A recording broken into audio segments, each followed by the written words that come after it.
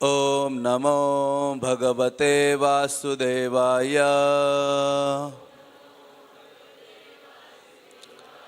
ओम नमो भगवते वासुदेवाय।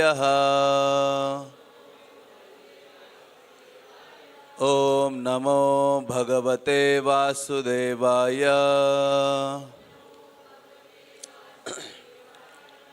ओम अज्ञानतिमिरान्धस्य ज्ञानाञ्जनशलाकया चक्षुरुन्मिलितं येन तस्मै श्रीगुरवे नमः। श्रीचैतन्यमनोभीष्टं स्थापितं येन भूतले स्वयं रूपा कदा मह्यं ददाति स्वपदान्तिकं। हे कृष्ण करुणा सिन्धो दीनबन्धु जगत्पते गोपेश गोपिकान्त राधाकान्त नमोस्तुते। तप्त कांचन गौरांगी राधे वृंदावनेश्वरी वृषभानुसुते देवी प्रणमामि हरिप्रिये। वाञ्छाकल्पतरुभ्यश्च कृपा सिन्धुभ्येव च पतितानां पावनेभ्यो वैष्णवेभ्यो नमो नमः।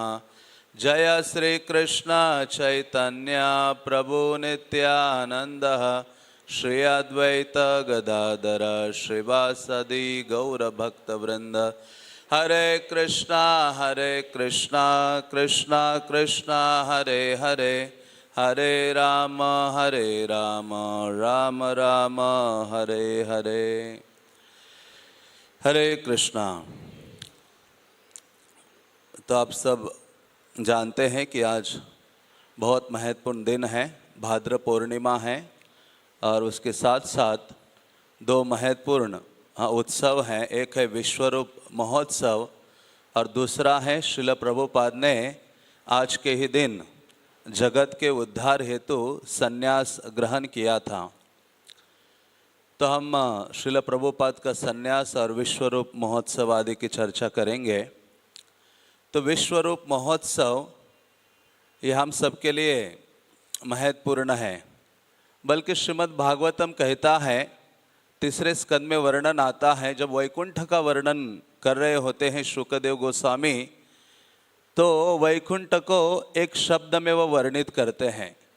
वो कहते हैं वैकुंठ क्या है? अखंडित उत्सवः। जहाँ निरंतर उत्सव होते रहते हैं उस स्थान को वैकुंठ कहा गया है।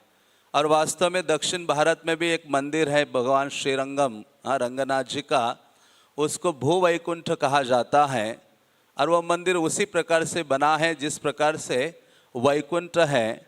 और जैसे साल के 365 दिन होते हैं तो वहाँ साल के 360 दिन उत्सव होते रहते हैं।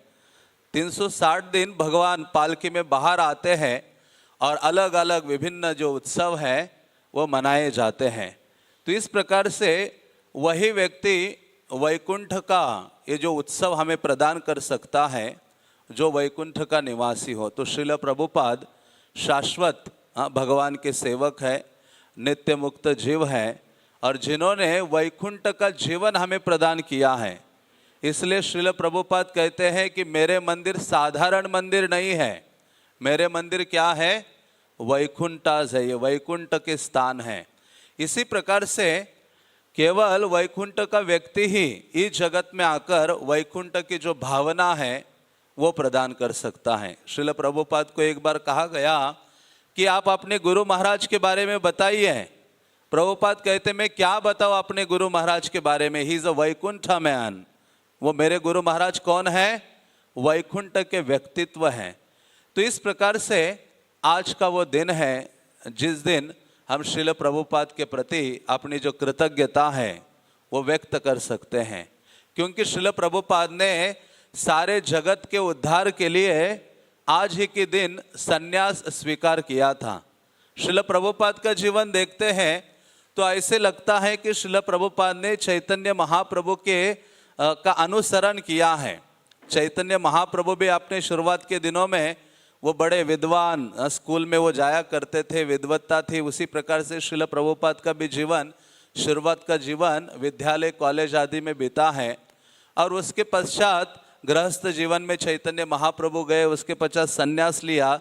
पूरे भारत का भ्रमण करके चैतन्य महाप्रभु ने पापी तापी सभी को कृष्ण भक्ति प्रदान की, इवन जो पशु आदि हैं उनको भी कृष्ण भावना दे दी। तो उसी प्रकार से देखेंगे श्रील प्रभुपाद भी गृहस्थ आश्रम के पश्चात प्रभुपाद ने संन्यास स्वीकार किया और पूरे विश्व में भ्रमण करके सभी लोगों को ये जो कृष्ण भक्ति है वो प्रदान की है।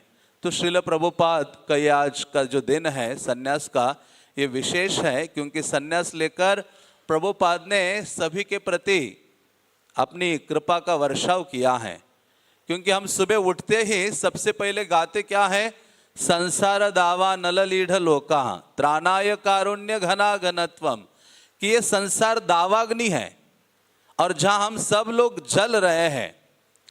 तो ऐसे दावाग्नि के जो तापों में हम जल रहे हैं, 3 तापों में, उससे हमें किसने मुक्त किया है? श्रील प्रभुपाद ने हमें मुक्त किया है। और वास्तव में श्रील प्रभुपाद ने वो कृपा प्रदान की है। कौन सी कृपा है प्रभुपाद की? कथामृतम। सारे जगत को श्रीमद् भागवतम की जो कथा है और भगवान का जो पवित्र नाम है वो विश्व के कोने कोने में प्रभुपाद ले गए हैं। तो ऐसे श्रील प्रभुपाद ने जैसे गोपियाँ कहती है ना, तव कथामृतम तप्त जीवनम, कि इस संसार में जो तपे हुए लोग हैं उनके लिए राहत तो एकमात्र कृष्ण की कथा है। हे कृष्ण, आपकी कथा कैसी है? अमृत के समान है, अमृत से भी बढ़कर है, जो इस संसार में जल रहे जीवों को राहत प्रदान करती है। तो इसलिए कथा को भी अमृत कहा गया है। बल्कि एक श्लोक आता है जिसमें कहते हैं अमृत कहाँ कहाँ उपस्थित होता है। तो वहाँ कहते हैं अब्धो विधो वधुमुखे फणिनाम निवासयत स्वर्गे सुधा वसंति वै विभुदे वदंती। तो अमृत के द्वारा ही राहत व्यक्ति को प्राप्त होती है। तो कहते हैं इस संसार में भी अमृत 5 जगहों में है उपलब्ध। एक जगह क्या है? वो कहते अब्धो, अब्धो मीन्स सागर, अम्बुधि, कि सागर का जब समुद्र मंथन हुआ था उस समय अमृत बाहर निकला था। तो इसका मतलब है सागर में भी क्या है? अमृत उपस्थित है। दूसरा वो कहते हैं अब्धो विधो, विधो मीन्स चंद्रमा, तो सोमरस के कारण कहते कि चंद्रमा में भी अमृत उपलब्ध है। और तीसरा कहते हैं वधु मुखे, वधु मीन्स नवविवाहित कन्या, जो युवती है उसके मुख में भी क्या है? कहते हैं अमृत है। इसलिए तो पुरुष कहता है कि आपका मुख अमृत के समान है, या आपके जो आधर है वो अमृत के समान है। वो युवती भी पुरुष को देखती है तो वो कहती है आप भी अमृत के समान है। तो उस इसलिए कहते हैं कि वधु मुखे, जो वधु है उसके मुख में भी क्या है? अमृत का निवास है। और फिर कहते हैं फणिनाम निवासयत, फणिनाम मीन्स जहाँ सर्प निवास करते हैं। हाँ, जैसे भीम को जब वो लड्डू खिलाए गए थे, विष के लड्डू दुर्योधन के द्वारा, और उनको डाल दिया था जल के अंदर। तो भीम जब जल में नीचे नीचे चले गए तो वो शायद नागलोक या उस स्थान में पहुंचे तो वहाँ सर्पों ने उनको काटा। जैसे ही काटा तो उनकी जो विष बाधा थी उससे वो मुक्त हो गए थे। इसलिए कहते विषस्य विष औषधम, विष के लिए जैसे कहते कांटे से कांटा निकालना, उसी प्रकार से एक विष को दूर करना है उसके प्रभाव को, तो दूसरा विष इस्तेमाल करना होगा। तो उसी प्रकार से जब ये सर्पों ने उनको काटा तो उनका विष का प्रभाव कम हो गया या खत्म हो गया। तो उनमें से एक सर्प कहते अरे ये तो भीम है। हाँ, तब उसके पश्चात वहाँ भीम को अमृत दिया जाता है, थोड़ा सा देते हैं। तो कहते भीम तो चरणामृत की तरह अमृत को पी लिए। वो कहते और थोड़ा है, तो बड़ा घड़ा लेके आ गए। तो भीम वो पूरा घड़ा भी पी गए। कहते और चाहिए, कहते अरे हमारे पास इतना ही था, सब तो तुम पी गए। तो इस प्रकार से उनको बहुत बल प्राप्त हो गया, कई हजारों हाथियों का बल भीम को प्राप्त हो जाता है। वैसे भी वो वायु के पुत्र है, बलवान है। तो कहते हैं कि फणिनाम निवासयत, कि जहाँ ये सर्प आदि हैं वहाँ अमृत उपलब्ध है। स्वर्गे सुधा वसंती, और 5वीं चीज कहते कि अरे स्वर्ग में भी सुधा वसंती, इसलिए तो स्वर्ग के लोग क्या है? अमर कहलाते हैं। और इंद्र के पास अमृत का कलश है। तो इस प्रकार से कहते हैं ऐसे जो विभुदे वदंती, जो बुद्धिमान लोग हैं, विद्वान लोग हैं, वो कहते हैं ऐसे 5 स्थानों में अमृत क्या है, उपलब्ध है, उपस्थित है। लेकिन उस श्लोक के अगले लाइन में वर्णन आता है, कहते हैं क्षारम क्षयम पतिमृतम गरलम पतंतम कंठे सुधा वसति वै भगवत जनानाम। तो कहते कि सही में वहाँ अमृत है, होता तो ये 5 चीजें और नहीं प्रकट होती। यदि समंदर में अमृत है तो वो समंदर का पानी नमकीन या खारा नहीं होता, और चंद्रमा में मानो अमृत है तो पूर्णिमा से अमावस्या तक वो क्या नहीं होता, क्षय को प्राप्त नहीं कर पाता। और यदि नवविवाहित कन्या के मुख में, अधरों में यदि अमृत होता तो पति की कभी मृत्यु नहीं होती, हाँ, बेचारा मर जाता है।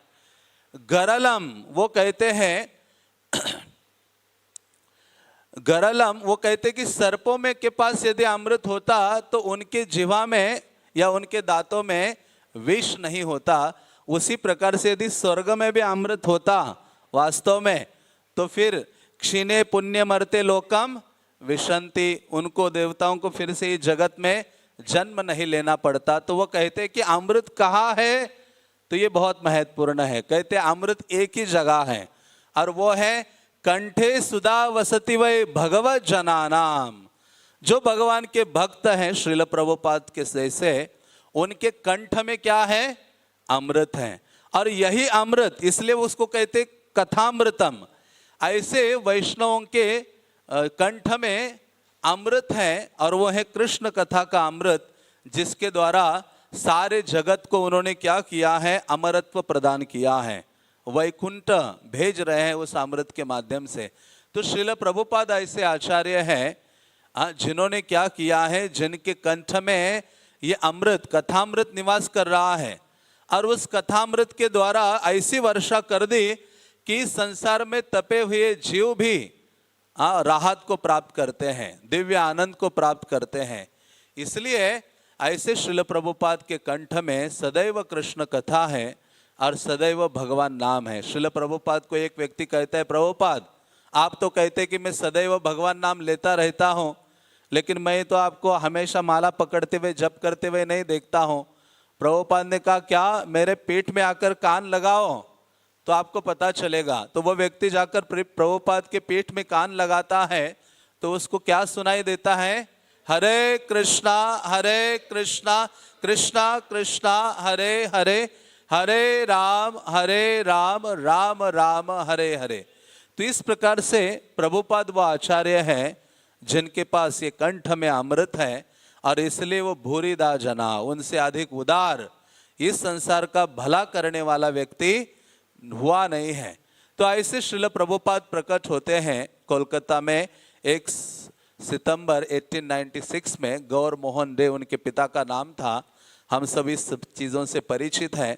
श्रील प्रभुपाद कहते हैं कि मेरी आँख खुलती थी जब मेरे पिताजी घर में राधा कृष्ण के विग्रह की आराधना करते थे, घंटी बजते थे, तो मैं और मेरी सिस्टर हम आँख खोलते थे और तुरंत राधा कृष्ण के सामने खड़े हो जाते हैं। कहते प्रभु मेरे जो पिता हैं उनके द्वारा ही मुझे भगवत भक्ति प्राप्त हुई है, और वास्तव में उनके पिता ने उनको राधा कृष्ण भी दिए थे जिनकी आराधना श्रील प्रभुपाद अपने बाल्यकाल में करते थे। और ऐसे श्रील प्रभुपाद एक बार तमाल कृष्ण महाराज को वो लेटर लिखते हैं, और वो कहते हैं कि जो मैं अभी कर रहा हूँ ये सब कार्य मैं कब से कर रहा हूँ, बचपन से कर रहा हूँ, और मेरे जीवन में कभी ऐसा समय नहीं रहा है कि मैं कृष्ण को भूला हूँ, कभी मैं कृष्ण को भूला नहीं हूँ। फिर भी प्रभुपाद इतने विनम्र है कि जब लंदन में गए थे, विग्रह के सामने उपस्थित हो गए और प्रभुपाद प्रार्थना कर रहे थे, तो तमाल कृष्ण महाराज आकर पूछते कि प्रभुपाद आप भी प्रार्थना करते, क्या प्रार्थना कर रहे हैं? प्रभुपाद कहते हैं कि मैं प्रार्थना कर रहा हूँ कि आप माया से मेरी रक्षा कीजिए और आपको मैं कभी भूलूं ना। तो इस प्रकार से ये महान आचार्य हैं जिनके आचरण से, जिनके हृदय में सदैव ये नम्रता का, विनम्रता की जो भावना है वो उपस्थित होती है। तो इसलिए श्रील प्रभुपाद कोई साधारण आचार्य नहीं है। कई सारे आचार्य हुए हैं, लेकिन प्रभुपाद एकमेव असाधारण आचार्य हैं जिन्होंने ऐसा कार्य किया है, न भूतो न भविष्यति। पहले भी किसने ऐसा कार्य नहीं किया है और आगे चलकर भी कोई ये कार्य नहीं करेगा, क्योंकि कोई कार्य बचा ही नहीं है, कुछ छोड़ा ही नहीं विशेष कुछ और अन्य करने के लिए। तो इसी कारण से चैतन्य महाप्रभु की जो भविष्यवाणी थी, पृथ्वी ते आचे जत नगर आदि ग्राम सर्वत्र प्रचार होई बे मोर नाम, इसको श्रील प्रभुपाद ने सार्थक किया है। तो इसलिए साधारण नहीं है। हाँ, प्रभुपाद के बारे में जितना गुणगान करें, करोड़ों करोड़ों जन्म भी प्रभुपाद के चरणों में हम अर्पित करें, वो भी क्या है, हाँ, कम है। तो ऐसे श्रील प्रभुपाद वास्तव में भक्ति देवी को लेकर भागवत के माध्यम से कहाँ पहुंचे थे, विदेशों में पहुंचे हैं। भागवत महात्म्य में वर्णन आता है, जब नारद मुनि देखते हैं कि उन्होंने एक स्त्री को देखा जिसके पास 2 पुरुष हैं और कई सारी अन्य स्त्रियां हैं, और वो फिर भी वो जो मूल स्त्री है वो दुखी है। तो नारद मुनि पूछते हैं कि आप कौन हो, ये 2 पुरुष कौन हैं, या अन्य स्त्रियां कौन हैं? तो उस समय भक्ति देवी कहती है, अहम भक्ति रीति ख्याता, मैं कौन हूँ, साक्षात भक्ति देवी हूँ, और ये मेरे 2 पुत्र हैं जिनको वृद्धावस्था प्राप्त हुई है। हाँ, ये जो वैराग्य है, ज्ञान है, और इतनी सारी स्त्रियां ये जो सेवा में लगी है, ये गंगा आदि नदियां हैं। तो इस प्रकार से वो कहती है। और भक्ति देवी कहती है कि मैं वृंदावन में आई हूँ, द्रविड़ में मेरा जन्म हुआ है, महाराष्ट्र में फली फूली हूँ, गुजरात में मुझे क्षय प्राप्त हुआ, जब मैं जर्जर होकर ब्रज में पहुंची तो यहाँ मुझे नाविन्य तारुण्य प्राप्त हुआ है, वृंदावनम पुनः प्राप्य नवीनेव स्वरूपिणी। तो वो कहते कि वृंदावन में मुझे नवीन स्वरूप प्राप्त हुआ है, और इदम स्थानम परित्यज्य विदेशम गम्यते मया, मैं वृंदावन से ही यहाँ से ही कहाँ जाऊंगे, विदेशों में जाऊंगे। तो वास्तव में प्रभुपाद ले गए भक्ति देवी को बाहर, लेकिन कहाँ से ले गए, वृंदावन से, क्योंकि इदम स्थानम, वह भक्ति देवी नारद को कहती इदम स्थानम, ये जो वृंदावन का स्थान है ना, जहां मैं नृत्य कर रही हूं, जहां इतनी नवीनता मुझे प्राप्त हुई है, ऐसा ये वृंदावन से ही मैं विदेशों में जाऊंगी। और श्रील प्रभुपाद वो आचार्य हैं जिन्होंने भक्ति देवी को ले गए सारे संसार के हित के लिए, पूरे विश्व में। जिस प्रकार से चैतन्य महाप्रभु के लिए कृष्णदास कविराज कहते हैं, चैतन्य चंद्रेर दया करह विचार विचार करिले चित्ते पाबे चमत्कार। अरे आप बहुत बुद्धिमान हो, थोड़ा रुको, और चैतन्य महाप्रभु कितने दयावान हैं, कितने कृपाद्र हैं, इसके बारे में थोड़ा सोचो, मनन करो, तो आप चमत्कार आश्चर्यचकित हो जाओगे। तो वही श्लोक मानो प्रभुपाद के लिए भी लागू होता है। यदि हम प्रभुपाद के बारे में थोड़ा टाइम निकालकर सोचते हैं, मनन करते हैं प्रभुपाद के कार्यों के बारे में, तो आश्चर्यचकित हो जाएंगे कि श्रील प्रभुपाद ने ऐसा कार्य किया है। एक बार भक्ति चारो महाराज चौपाची मंदिर गए थे, और वहाँ भक्तों को कहा कि आप अनुभव करते हैं कि प्रभुपाद ने आपके लिए क्या क्या किया है। तो भक्तगण कहते कि हाँ, सारे ब्रह्मचारी कहते हाँ महाराज, हम सब अनुभव कर रहे हैं कि प्रभुपाद ने इतना महान कार्य किया है, इतनी किताबें लिख दी, इतना प्रचार कर दिया, इतने मंदिर बना दिए, इतने भक्तों को दीक्षा दी। प्रभुपाद भक्ति चारो महाराज कहते आप अभी ये अनुभव नहीं करोगे, ये अनुभूति तभी आएगी जब आप 70 साल के हो जाओगे, और तब सोचो कि प्रभुपाद ने क्या कार्य किया है। हाँ, तो भक्त आश्चर्य बिल्कुल ये हो गए, अवाक हो गए कि वास्तव में अभी हमारे शरीर युवा है तो हमें इतना महसूस नहीं होता है। जब 70 साल की आयु होगी और कृष्णा हॉल, टेम्पल हॉल से कृष्णा हॉल आने के लिए कहा जाए, तब हमें पता चलेगा कि 70 साल में प्रभुपाद ने क्या महानतम कार्य किया है। हाँ, तो उस समय हम रियलाइज कर सकते हैं प्रभुपाद के जो ये विशेष कार्य हैं। तो इस प्रकार से जो भक्ति देवी है उसको श्रील प्रभुपाद पूरे विश्व में ले गए हैं, और सारे संसार को जिस प्रकार से चैतन्य महाप्रभु ने बिना किसी भेदभाव के सारे जगत पात्रा पात्र विचार नाही नाही स्थाना स्थान, चैतन्य महाप्रभु ने देखा नहीं कि ये योग्य है अयोग्य है, ये स्थान उचित है अनुचित है, हाँ, सबको कृष्ण प्रेम प्रदान किया, उसी प्रकार से श्रील प्रभुपाद ने भी ये नहीं देखा कि भारतीय है, ये विदेशी है, ये पढ़ा लिखा है, ये स्त्री है, ये धनवान है, ये गरीब है। प्रभुपाद ने भी उसी प्रकार से, जिस प्रकार से चैतन्य महाप्रभु का एटीट्यूड जगत के जीवों का उद्धार करने के लिए था, उसी प्रकार की भावना श्रील प्रभुपाद की थी। और श्रील प्रभुपाद ने सारे जीवों को ये जो कृष्ण भक्ति है, जो अति दुर्लभ है, देवतागण आकाश से नीचे देखते कि अरे कब भारत भूमि में जन्म होगा और कृष्ण भक्ति हमें प्राप्त होगी, ये बिड़बैग हमारे हाथों में होगी और हम निरंतर ये हरि नाम का उच्चारण करते रहे। ऐसी इच्छा कौन व्यक्त करते हैं? देवतागण व्यक्त करते हैं।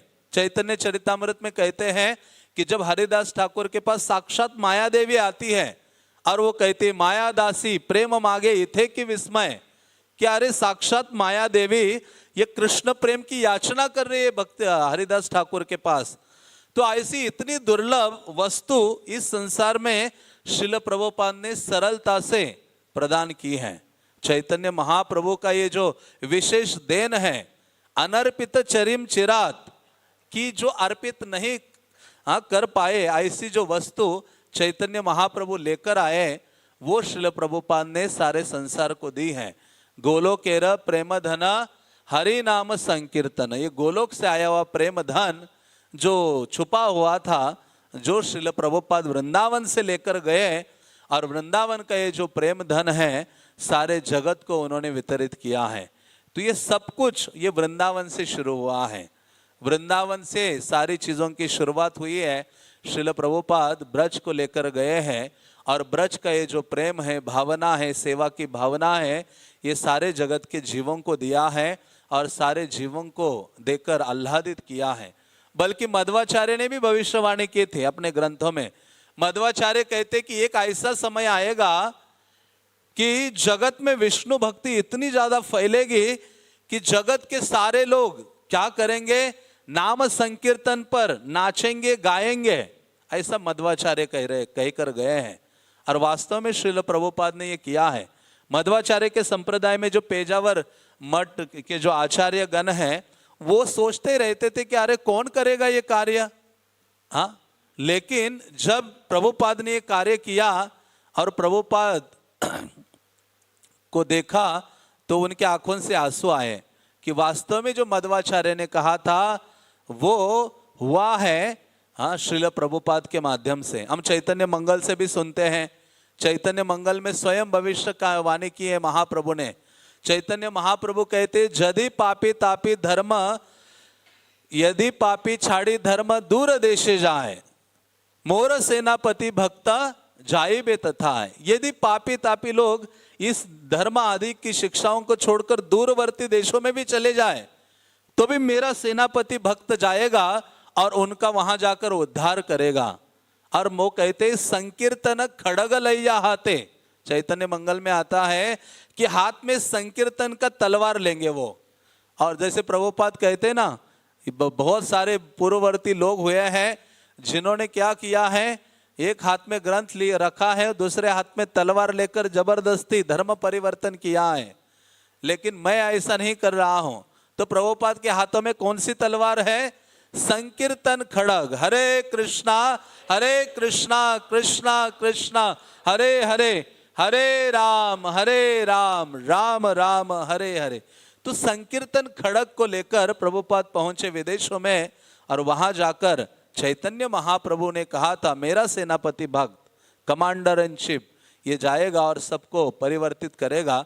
बल्कि भक्ति विनोद ठाकुर ने भी कहा था कि एक समय आएगा, कई देशों के नाम उन्होंने लिए थे, रूस है, अमेरिका है, जर्मनी है, कई देशों के लोग आएंगे और बंगाली भक्तों के गले में आलिंगन करते हुए और मायापुर के उसमें महाप्रभु के जन्म स्थान आदि में क्या करेंगे? नाचेंगे संकीर्तन करते हुए और सब जय सचिनंदन का उच्चारण करेंगे। तो भक्ति विनोद ठाकुर कहते वो दिन दूर नहीं है, शीघ्र ही होने वाला है। तो मानो ये सभी आचार्यों को ये आभास था कि एक विशेष आचार्य आने वाला है और वो विशेष आचार्य कौन है? श्रील प्रभुपाद है। तो ऐसे प्रभुपाद जो बचपन से ही दूरदर्शी थे आचार्य का एक लक्षण है विजनरी, वो पहले से ही देखता है आगे की चीजें। जैसे प्रभुपाद, कोई सोच सकता है बचपन से ही रथ यात्रा ऑर्गेनाइज करना। अभी इस्कॉन के बच्चे, भक्त बच्चे भी रथ यात्रा ऑर्गेनाइज नहीं करते हैं प्रभुपाद के उदाहरण को देखकर, लेकिन प्रभुपाद बचपन से ही रथ यात्रा ऑर्गेनाइज कर लिए और सबको सेवा में लगाते थे। कई माताओं को बताते थे आप कचौरी बनाओ, क्योंकि कचौरी उनकी बहुत फेमस थी, उनको बहुत पसंद थे। तो कई माताओं को नहीं, कई को कहते थे तुम भी कचौरी बनाओ, तुम भी कचौरी बनाओ, तुम भी कचौरी बनाओ और तुम भी कचौरी बनाओ। इसलिए प्रभुपाद का नाम क्या पड़ा?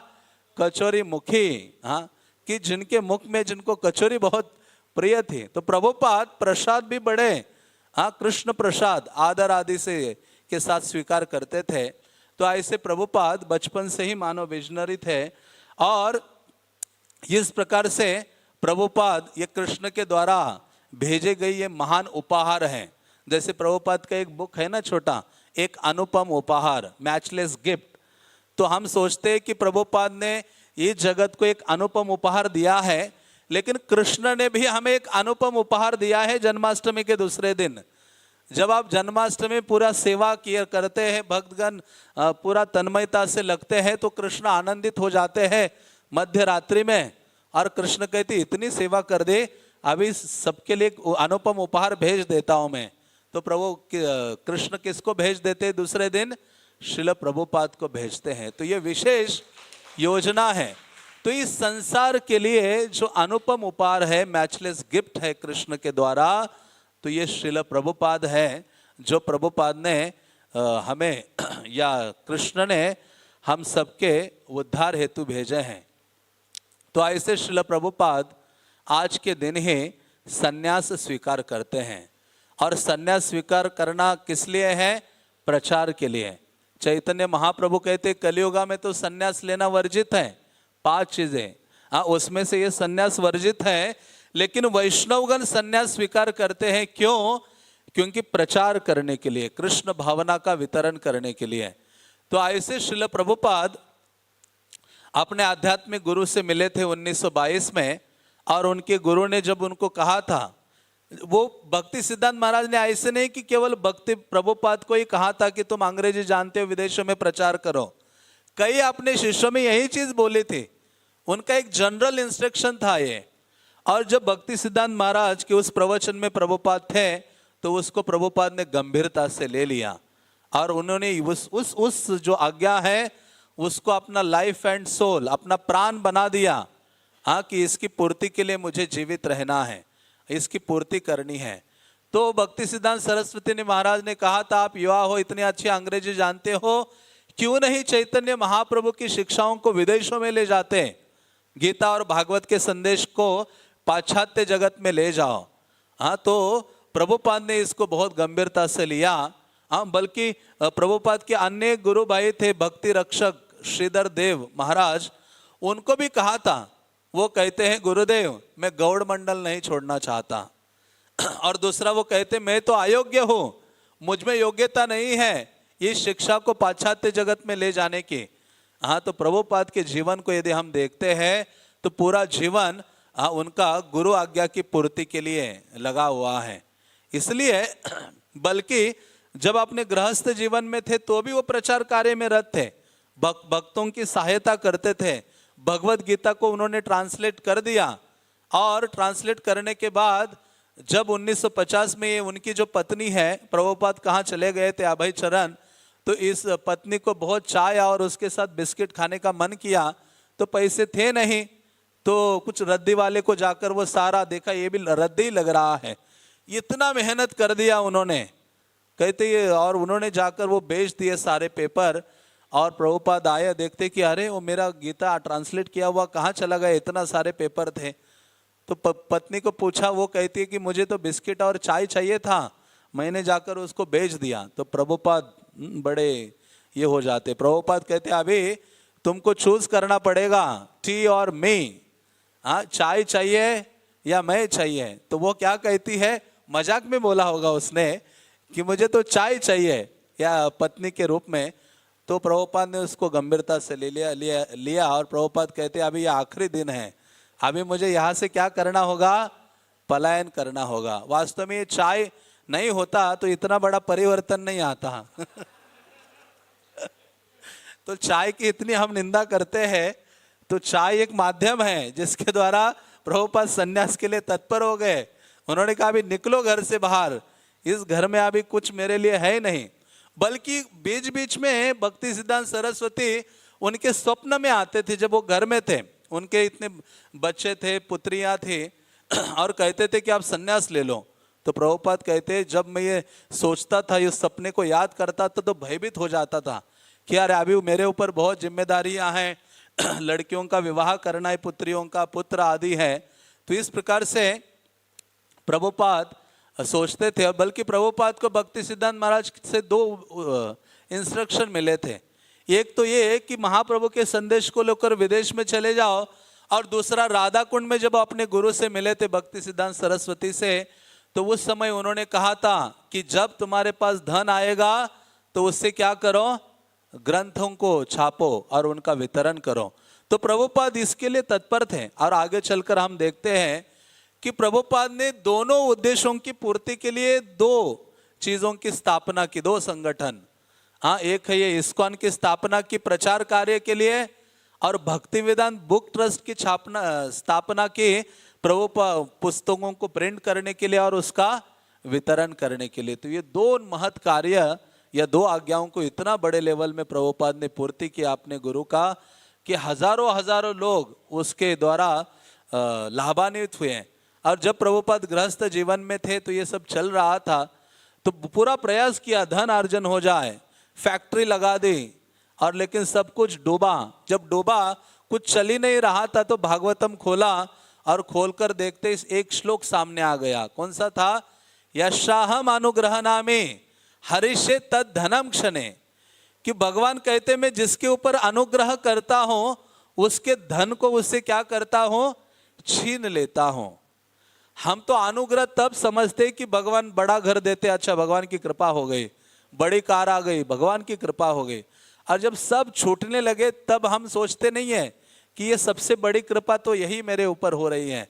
और भगवान ये कृपा अपने बहुत नजदीक के भक्तों पर करते हैं, ऐसी कृपा सभी के ऊपर नहीं करते। ऐसे जो महान महान भक्त हुए हैं उनके चरित्र से हम देखते कि उन्होंने सब कुछ खोया है जीवन में, लेकिन उन्होंने किसको पाया है? कृष्ण को पाया है। तब श्रील प्रभुपाद ये सब, फिर इतना होने के बावजूद भी वो रुके नहीं, प्रचार कार्य को वो कंटिन्यू करते रहे, होम प्रोग्राम करते रहे। अपने घर में प्रचार उन्होंने किया था, लेकिन पत्नी कभी उस प्रोग्राम में बैठती नहीं थी, फर्स्ट फ्लोर में जाके बैठती थी, नीचे वो प्रोग्राम होता था, होम प्रोग्राम। तो इस प्रकार से तत्पर थे श्रील प्रभुपाद। और फिर उन्होंने सोचा कि मुझे तो अभी संन्यास लेना चाहिए, तो वो अपने घर से निकल पड़े और 9 साल श्रील प्रभुपाद एकाकी जीवन व्यतीत करने लगे। हाँ, उसमें उन्होंने कई सारी चीजें की हैं, लीग ऑफ डिवोटीज की स्थापना की, पूरे भ्रमण करते रहे, और उनके पास धन नहीं था, बहुत कष्टमय जीवन था, लेकिन एक ही उद्देश्य था, मेरे गुरु महाराज का जो आज्ञा है उसकी पूर्ति करना। तो ऐसे श्रील प्रभुपाद ने सोचा कि मैं संन्यास लेना चाहता हूँ अभी। तो उनके गुरु भाई थे जिनके पास चैतन्य गौड़िया मठ था, मेन गौड़िया मठ। हाँ, भक्ति विलास तीर्थ महाराज उनके पास गए और कहते आप मुझे संन्यास दो, और मैंने कई किताबों का अनुवाद किया है, उसको आप छापो।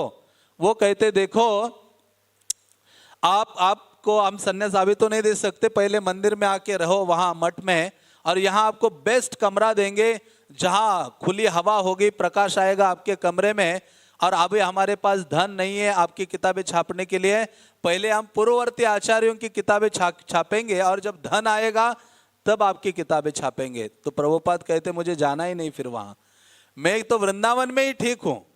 वृंदावन में प्रभुपाद आए थे अपना परिवार छोड़कर, और केशी घाट के पास बंसी गोपाल मंदिर में निवास कर रहे थे।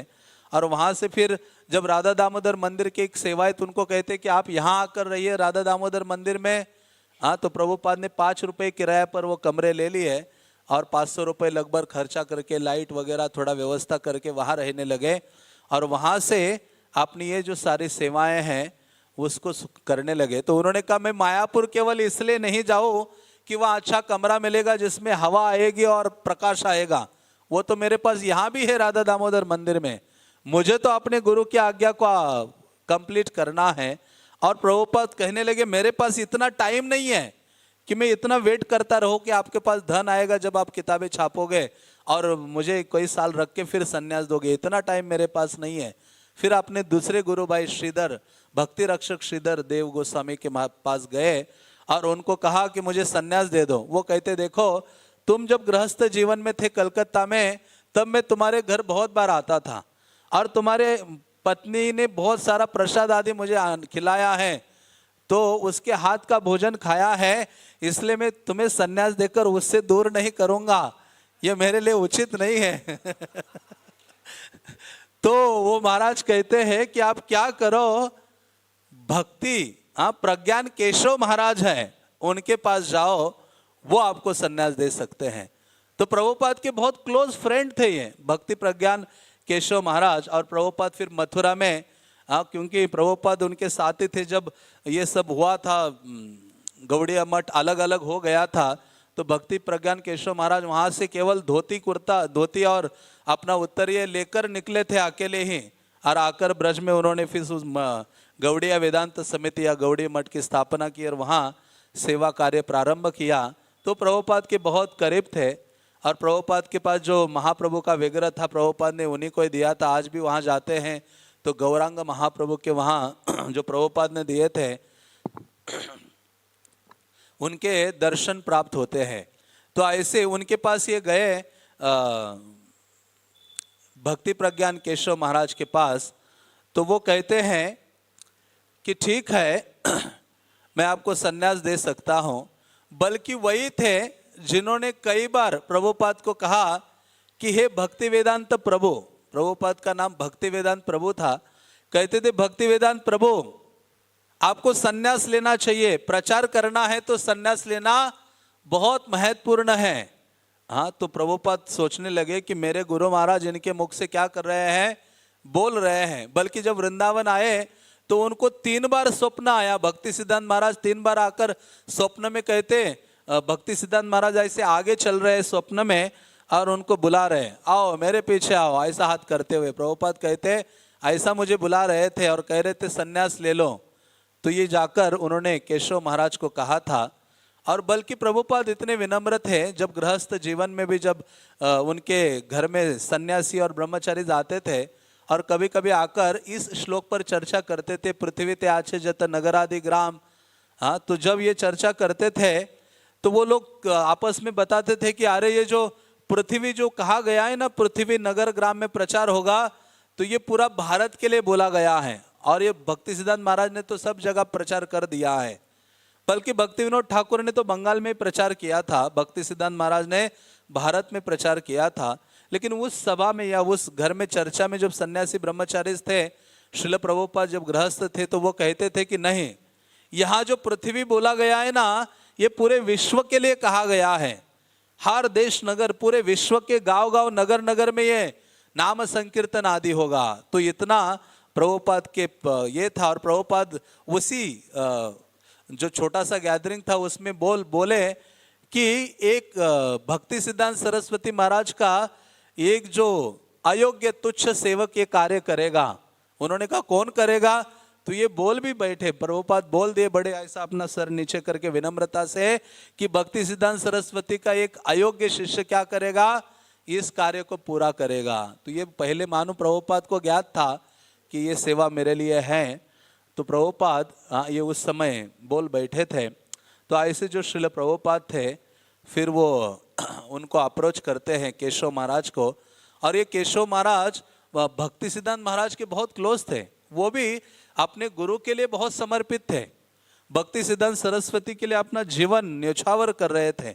जब एक बार भक्ति सिद्धांत सरस्वती ने जब ये शुरू किया सबको ब्राह्मण दीक्षा देना वगैरह, तो जो स्मार्त ब्राह्मण है बड़े क्रोधित हो गए। एक समय भक्ति सिद्धांत सरस्वती जा रहे थे हरि नाम संकीर्तन करते हुए अपने भक्तों के समेत, तो ईंट पत्थर फेंकना शुरू कर दिया। तो उसी समय रास्ते में एक घर का दरवाजा खोल के अपने गुरु को केशव महाराज ने ऐसे पकड़ा पीछे से और रूम के अंदर ले गए। कहा आपके कपड़े उतारिए, मुझे दे दीजिए, चश्मा दे दीजिए, डंडा दे दीजिए। भक्ति सिद्धांत कहते तुम्हें क्या हो गया? कहते हैं आपने देखा बाहर पत्थर और वो सब चल रहा है, तो ये भक्ति प्रज्ञान केशव महाराज भक्ति सिद्धांत सरस्वती महाराज के वस्त्र दंडा आदि सब पहनते और अपने कपड़े उनको देते हैं और बाहर आ जाते उस कमरे से उस हरिनाम संकीर्तन में। तो भक्ति सिद्धांत सरस्वती सरलता से गौड़िया मठ पहुंच जाते हैं, लेकिन सारे ईंट पत्थर कौन खाते हैं? ये केशव महाराज खाते। और जब वे पहुंचे वहां तो भक्ति सिद्धांत सरस्वती महाराज के चरणों में गिरे और रोते हुए कहते हैं कि मैं अपना ये जो जीवन है ना, प्राण आपके लिए समर्पित नहीं कर पाया, अभी भी जीवित बचा हूं। तो उनको देखकर भक्ति सिद्धांत सरस्वती आलिंगन करते हैं। तो मानो इतना उनका लगाव समर्पण प्रभुपाद के प्रति था, भक्ति सिद्धांत सरस्वती महाराज के प्रति था। और ऐसे भक्ति सिद्धांत सरस्वती के वो हृदय को जानते थे। ऐसे कहा जाता है कि एक भक्त के बारे में बहुत कंप्लेंट आती थी मंदिर में, मठ में। तो भक्ति सिद्धांत सरस्वती महाराज ने केशव महाराज को कहा कि आप क्या करो, इसको किक आउट करो, निकाल दो मंदिर से बाहर, मठ से। तो देखा, दूसरे दिन देखा, अरे जिसको मैंने निकालने के लिए बोला था वो दूसरे दिन है, तीसरे दिन है, एक हफ्ता हो गया, एक महीना हो गया, वो मंदिर में ही है। लेकिन देखा कि ये केशव महाराज दिख नहीं रहे हैं, वो कहाँ गायब है। तो भक्तों को ढूंढने के लिए भेजा, तो उनको ढूंढ के लाए। भक्ति सिद्धांत सरस्वती कहते, अरे मैंने तो तुमको उसको निकालने के लिए बोला था, तुम ही छोड़कर क्यों गए? तो वो कहते हैं आपने बोला था मुझे उसको निकालो, लेकिन जब उसको मैं निकाल के बाहर कर देता तो फिर आप रूम में जाकर ऐसा हाथ रख के रो पड़ते कि एक जो मेरे शरण में आया था, और करोड़ों जन्मों के बाद मनुष्य जन्म मिलता है, कोई भक्ति में आता है, और उसको भी मैंने मंदिर से निकाल दिया। फिर आप रोते रहते, फिर आप ही मुझे बोलते कि चले जाओ, उसको लेके आ जाओ। इसलिए मैंने उसको निकालने में खुद ही चला गया। तो वो भक्ति सिद्धांत सरस्वती कहते हैं कि आप क्यों चले गए छोड़कर? वो कहते हैं कि आपने मुझे ये आज्ञा दी थी और आपकी आज्ञा का मैंने पालन नहीं किया, इसलिए मुझे मंदिर में या मठ में रहने का अधिकार नहीं है। हाँ, वो कहते जो गुरु की आज्ञा का पालन नहीं करता है उसको मठ में और मंदिर में रहने का अधिकार नहीं है, इसलिए मैं चला गया था। तो इस प्रकार से भक्ति सिद्धांत सरस्वती उनको कहते हैं कि आप मेरे हृदय को जानते हो। तो वो भी बहुत समर्पित थे अपने गुरु के लिए। उन्हीं से ही श्रील प्रभुपाद क्या करते हैं, हाँ, संन्यास स्वीकार करते हैं। अपने ये जो गुरु भाई हैं उनसे संन्यास स्वीकार करते हैं, क्योंकि उन्होंने ही कहा था जब तक कोई व्यक्ति संन्यास नहीं स्वीकार करेगा तब तक वो प्रचारक नहीं बन सकता। तो इस प्रकार से श्रील प्रभुपाद आज के दिन, तो जब प्रभुपाद मथुरा में गए उनके पास, उन्होंने कहा संन्यास आप ले लो अभी। तो कहते हैं वहाँ एक दूसरे और एक भक्त बैठे थे, उनकी आयु 90 साल के थे, जिनका नाम सनातन प्रभु था। तो प्रभुपाद कहते यदि सनातन प्रभु संन्यास लेंगे ना तो मैं भी संन्यास लूंगा। मानो मजाक में बोले होंगे, अभी ये 90 साल के हैं, ये क्या संन्यास लेंगे? तो वो सनातन प्रभु भक्ति वेदांत प्रभु की ओर देखकर कहते मैं भी संन्यास लूंगा। तो फिर प्रभुपाद कहते फिर मुझे भी लेना पड़ेगा यदि आप ले रहे हो। तो दूसरा ही दिन था जो आज का दिन था, विश्वरूप महोत्सव।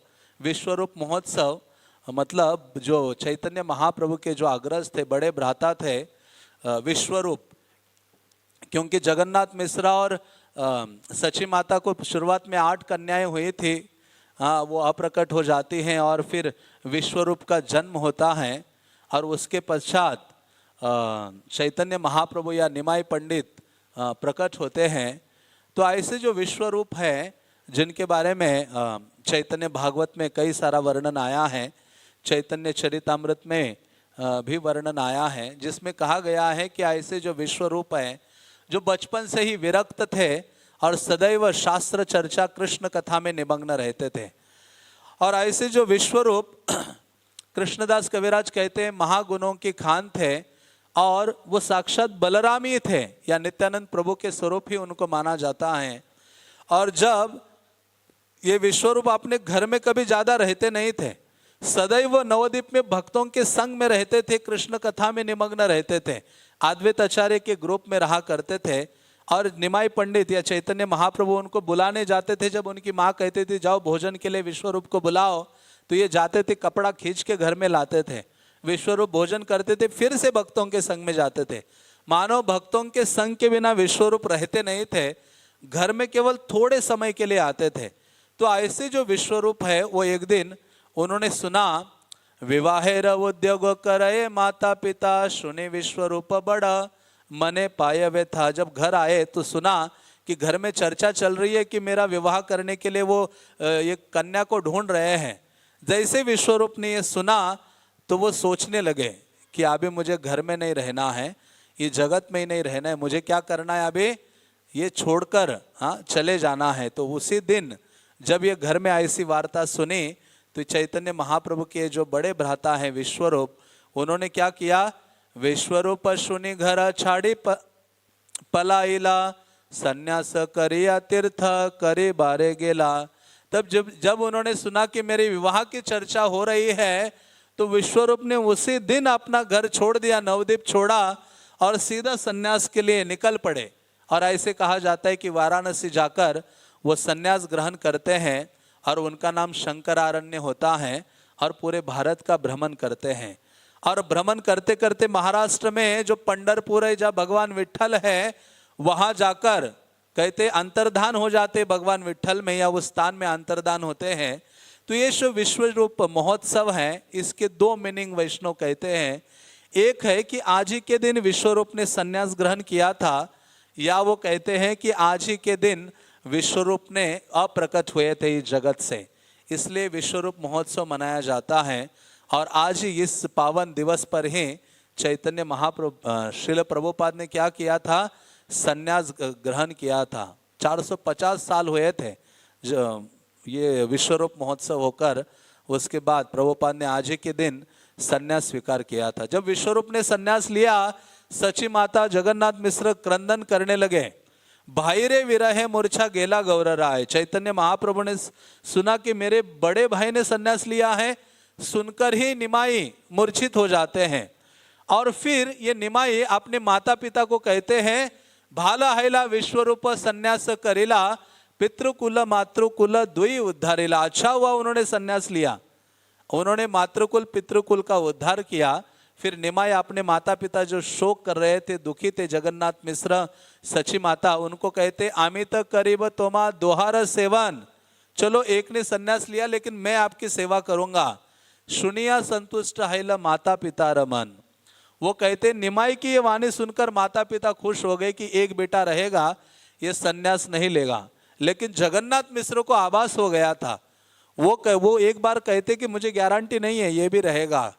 और उसके पश्चात जगन्नाथ मिश्र अप्रकट हो जाते हैं और चैतन्य महाप्रभु या निमाई पंडित भी क्या करते हैं, संन्यास लेते हैं।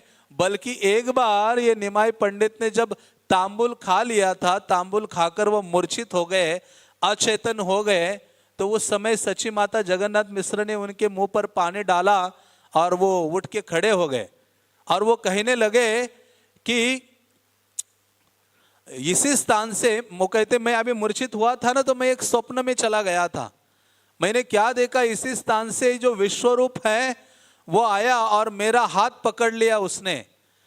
येथा है ते विश्वरूप मोरे लैया गेला संन्यास करह तुम्हें आमारे कहिला। कहते ये जो मेरा बड़ा भाई है ना, वो अभी मूर्छित अवस्था में जब मैं था तो वो आया और मेरा हाथ पकड़ के मुझे ले जा रहा है और कहते हैं तुम भी संन्यास ले लो।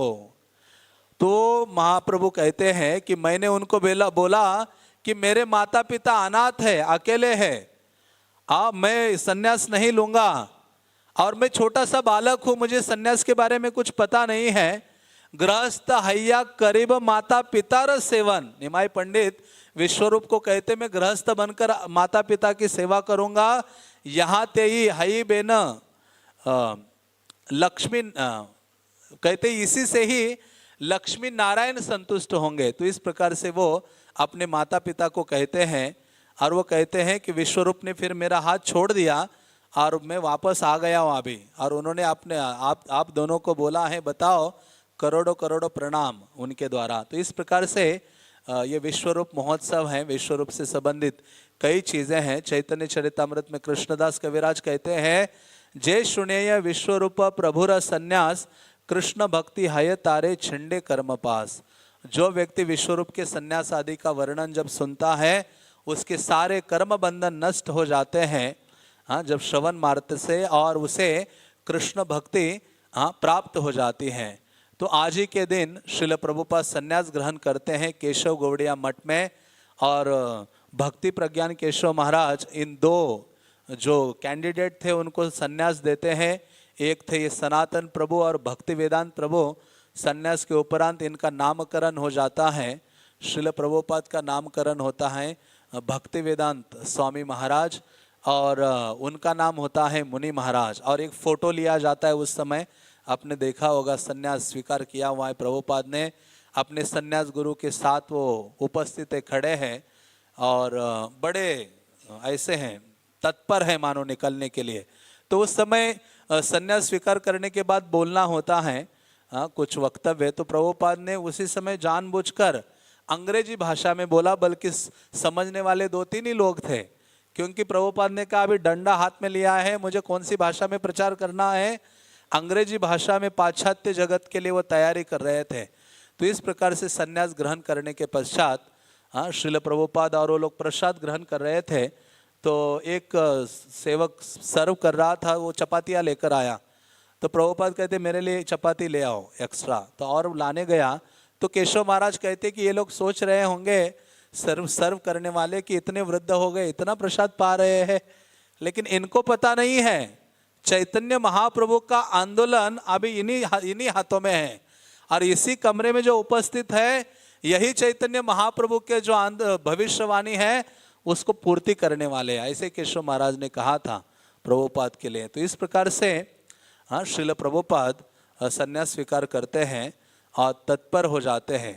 तो प्रभुपाद जब यहाँ राधा दामोदर में रहे उसके पश्चात तो वहाँ भी अंग्रेजी भाषा में प्रवचन देना शुरू किया, बल्कि कई ब्रजवासी और वहाँ के लोकल लोग आते थे जो कोई समझते नहीं थे, लेकिन इन सब ने जब बाद में देखा प्रभुपाद विदेशों को प्रचार करके वृंदावन लाए, तब उनको लगा कि हाँ इसी कारण से वो अंग्रेजी में प्रवचन दे रहे थे राधा दामोदर मंदिर में, हाँ, ताकि पूरे विश्व के लोगों को वो कृष्ण भावना प्रदान करने थे। तो ऐसे कई सारे वैष्णव थे जो कहते थे कि श्रील प्रभुपाद जैसा साधु हमने नहीं देखा है। एक वैष्णव थे हृदयानंद दास बाबा जी महाराज, जो 78 साल राधा कुंड में रहे थे, उन्होंने प्रभुपाद को देखा और कहा कि मैंने अपने जीवन में ऐसा साधु नहीं देखा है जितना इतना अनुराग हरिनाम आदि के प्रति था। और ऐसे प्रभुपाद राधा दामोदर मंदिर में रहे और वह रूप गोस्वामी के समाधि की सेवा करते थे, मध्य रात्रि में उठकर झाड़ू लगाते थे, वहाँ पोछा लगाते थे और रूप गोस्वामी को प्रार्थना करते थे, रोते थे कि मैं वृद्ध हूँ, कैसे मैं अपने गुरु महाराज की आज्ञा का पालन करूँगा, कैसे प्रचार को पहुँचाऊँगा, आप कृपा कीजिए। तो ऐसे कहा जाता है कि रूप गोस्वामी प्रकट होकर उनको कहते हैं कि तुम चिंता नहीं करो, तुम क्या करो, निकलो प्रचार के लिए, हम 6 गोस्वामी तुम्हारे साथ आ जाएंगे। और रूप गोस्वामी कहते तुम केवल बोलना शुरू कर दो, सारा जो रिजल्ट है हम प्रदान करेंगे। तो इस प्रकार से रूप गोस्वामी का आशीर्वाद प्राप्त करते हैं, कृपा प्राप्त करते हैं। और प्रभुपाद का हमेशा माइंड रहता था कि विदेशों में जाना है संन्यास लेकर। तो आगरा में उनके जो मित्र हैं, जिनका एक बेटा अग्रवाल जो थे उनका बेटा अमेरिका में था, तो प्रभुपाद एक दिन उनसे मिले, वो कहते कि मेरा बेटा अमेरिका में है और एक विदेशी कन्या से उसने शादी कर ली है, सारे संस्कार खत्म हो गए, सारा कल्चर खत्म हो गया। तो वो थोड़ा दुखी था, लेकिन प्रभुपाद उस सब पर ध्यान नहीं दे रहे थे। जैसे प्रभुपाद ने बोला, उन्होंने बोला ना मेरा बेटा अमेरिका में है, प्रभुपाद को क्लिक हो गया कि यही है, इससे कुछ कार्य करवा सकते हैं। प्रभुपाद कहते बेटा अमेरिका में है तो उसको बोलो मुझे भेजो, जरा इनविटेशन भेजो। तो ये कई लोगों के लिए इनविटेशन मंगाते थे और उन अपने बेटे को बोला तो वहाँ से इनविटेशन लेटर आया। और कई बार लेटर आए थे अन्य स्वामियों के लिए, लेकिन कोई गया नहीं था। वो अग्रवाल ने कहा था कि स्वामी जी आप चले जाओ तो थोड़ा उनको संस्कार वगैरह दे सकोगे, मेरा जो बेटा आदि है। तो जब ये सही में इनविटेशन लेटर आया, प्रभुपाद ने उसको देखा और वो वहाँ कभी एक्सपेक्ट नहीं कर रहे थे कि कोई व्यक्ति इनविटेशन लेटर पर पहुँच जाएगा वहाँ। लेकिन पहली बार ऐसे हुआ कि प्रभुपाद ने इनविटेशन लेटर लिया, मुंबई में गए सुमति मोरारजी के पास, पूरे दिन वहाँ सीढ़ियों में बैठे रहे, शाम को मुलाकात हो गई। जो बाहर आए तो स्वामी जी क्या चाहिए, कहते मुझे अमेरिका जाना है। वो कहते क्या बूढ़े हो गए हो, मरने जाना है, वहाँ इतनी ठंड है, क्या खाओगे, हाँ, वो कहते नहीं नहीं, मरूं तो मैंने गुरु की सेवा के लिए, सेवा करते करते प्राण त्यागने के लिए तैयार हूं, लेकिन आप मुझे अमेरिका भेजो। तो वो कहते मालवाहू जहाज है जिसमें जा सकते हो। भेज दिया। प्रभुपाद निकल, हाँ, पढ़ते हैं। और जाने से पहले प्रभुपाद क्या करते, अपना जो पासपोर्ट में फोटो है आपने देखा होगा, ऐसे कर्मठ है, बिल्कुल ऐसे देख रहे हैं ना, बिल्कुल। तो वो फोटो पोस्ट कर देते वहाँ अग्रवाल, जो उनका बेटा था और उनकी बहू थी सैली अग्रवाल। तो जब वो लेटर उस सैली अग्रवाल के हाथ में आया, उसमें खोला, उसमें ये फोटो मिला। वो चिल्लाने लगी कि वो आने वाला है, वो आने वाला है। वो देखा कि ऐसा व्यक्ति आने वाला है जिसके बाल नहीं है, कुछ ये ऐसा लगाया हुआ है और ऐसा देख रहा है। तो उसने तुरंत अपने पुत्र को फोन किया, उसने अपने हस्बैंड को फोन किया, वो ऑफिस में था, कि जल्दी आ जाओ घर, जल्दी आ जाओ, वो आने वाला है, वो आने वाला है। बेचारा डर डर के आ गया घर। कहता कौन आने वाला है, देखो देखो ये आने वाला है। तो उनको इतना टेंशन आ गया था। और फाइनली प्रभुपाद जब यहाँ से निकले, हाँ, तो अद्वैत आचार्य महाप्रभु को जिन्होंने बुलाया था, अद्वैत आचार्य के वहाँ शांतिपुर में जाते हैं और उनको याचना करते हैं कि आप कृपा कीजिए, मैं अपने गुरु की सेवा के लिए निकल रहा हूँ। वहाँ के पुजारी को पता चला कि ये स्वामी जी अमेरिका जा रहे हैं। तो उन्होंने कहा स्वामी जी आप अमेरिका जा रहे हो? तो हम सुनते ही प्रभुपाद कहते मैं अमेरिका नहीं जा रहा हूँ, श्रीमद् भागवतम अमेरिका जा रहा हूँ, और भागवत का एक तुच्छ सेवक बनकर मैं भागवत की सेवा करने के लिए अमेरिका जा रहा हूँ, ऐसे प्रभुपाद ने बोला। और देखिए वही आज ही मतलब संन्यास लिया, और संन्यास लेने का जो दिन था वो ये भाद्र पूर्णिमा ही था। तो मतलब कितना घनिष्ठ संबंध है श्रीमद् भागवतम के साथ। प्रभुपाद ने भागवत को अनुवाद किया और पहला ग्रंथ अपने साथ, हाँ, कई बक्से भरकर वहाँ, हाँ, ले गए अमेरिका में। और जब वहाँ पहुँचे तो रास्ते में 2 हार्ट अटैक आए थे, लेकिन प्रभुपाद ने पूरे अपने जीवन में एक ही बार ये बोला है कि मुझे 2 हार्ट अटैक आए थे। हमें हार्ट अटैक आ जाए किस, और हम लोगों को कहेंगे देखो तुम्हारे लिए आया हो इतने हार्ट अटैक झेल के, और थोड़ा भक्ति करो। प्रभुपाद ने कभी ये वर्णन नहीं किया। उनके सारे लेटर्स ढूंढे गए, सारे वॉक्स ढूंढे गए, कभी फिर से ये नहीं बोला कि मुझे हार्ट अटैक आए थे। प्रभुपाद को पूछा कि आपकी सबसे बड़ी तपस्या क्या रही है? तो प्रभुपाद कहते कि एक ही तपस्या रही है कि जब ये अग्रवाल फैमिली के घर में था तो वहाँ एक ही फ्रीज में मेरा ये प्रसाद और उनका जो मांस है, मीट है, वो एक ही फ्रिज में मुझे शेयर करना होता था। यही मेरी तपस्या थी। बाकी कष्ट प्रभुपाद ने गिनाए नहीं। हमारे जीवन में थोड़े से कष्ट आते हैं और हम कुछ करते हैं तो बारंबार उसी के रट्टा लगाते रहते, मैंने इतना किया, इतना मैंने झेला, इतना वो किया। हाँ, तो प्रभुपाद ने बहुत कुछ किया है। हाँ, तो ऐसे श्रील प्रभुपाद को याद करना चाहिए। और जैसे हमारे गुरु वर्ग बोलते हैं कि प्रभुपाद का ये 125वां जन्म महोत्सव है। हाँ, तो प्रभुपाद के बारे में हमें अधिक से अधिक पढ़ना चाहिए, जानना चाहिए, ताकि उनके प्रति समर्पण का जो भाव है वो बढ़ता रहेगा। और प्रभुपाद को छोड़ने के लिए कोई नहीं था। जब जलदूत में बैठे तो उनका जो पुत्र अकेला वृंदावन चंद्र, वो उन्होंने छोड़ा कलकत्ता के वहाँ। और जैसे छोड़ा तो वो कहते कि आप रहो, मैं आपका टेक केयर करूँगा। कहते आप मेरे टेक केयर करोगे, लेकिन जगत का टेक केयर कौन करेगा? मैं करने जा रहा हूँ। ऐसा प्रभुपाद कह के जलदूत पर सवार होते हैं और निकल पड़ते हैं, और निकलकर सारे जगत को कृष्ण भावना देते हैं। 1965 में प्रभुपाद गए और 1966 को मंगल आरती शुरू कर दी। तो आज तक क्या चल रही है? पूरे संसार में मंगल आरती चल रही है। और 11 साल में प्रभुपाद ने 108 मंदिर बनाए, 100 से अधिक ग्रंथ लिख डाले, कई हजारों शिष्य प्रभुपाद ने बनाए। तो इस प्रकार से अद्भुत कार्य प्रभुपाद ने किया है। मानो हनुमान का कार्य किया है। हनुमान जैसे सागर को लांघकर चले गए थे, वैसे ही सागर को लांघकर पहुंच गए, और सबके हृदय में भक्ति की भावना को जब देखा वहाँ और उसको ढूंढ निकाला, जैसे सीता को ढूंढा था, प्रभुपाद ने भक्ति की भावना को ढूंढा सबके हृदय में वहाँ। और क्या किया, जैसे हनुमान ने बाकी मंकियों को भी अपनी सेवा में लगाया था, राम के साथ से राम की सेवा के लिए अपने संग में लगाया था, तो प्रभुपाद ने भी हम सारे मंकियों को क्या किया है? भगवान की सेवा में लगा दिया है। तो इस प्रकार से प्रभुपाद का महत् कार्य है जो कभी संसार भूलेगा नहीं। और हमेशा के लिए ये कार्य को याद करेगा। तो इस प्रकार से प्रभुपाद ने सब कुछ सहा है, सब एडजस्ट करते हुए प्रभुपाद ने निम्न लेवल से लोगों को कृष्ण भक्ति दी है। हाँ, जैसे प्रभुपाद जब एक बार जब वो मुकुंद महाराज वो बता रहे थे, वो भक्त बनने दीक्षा से पूर्व उनका नाम माइकल ग्रैंड था, तो प्रभुपाद के साथ ड्राइविंग करते हुए लेके जा रहे थे प्रभुपाद को। तो उस समय एकादशी था, तो कुछ खाने के लिए नहीं था, उनके पास एप्पल था, वो ड्राइविंग कर रहे थे, प्रभुपाद साथ में बैठे थे। तो उन्होंने एप्पल लिया, पहले खाया आधा और प्रभुपाद के हाथ में दिया, कहते आप खा लो। प्रभुपाद ने वो लिया और उनको कहते थैंक यू।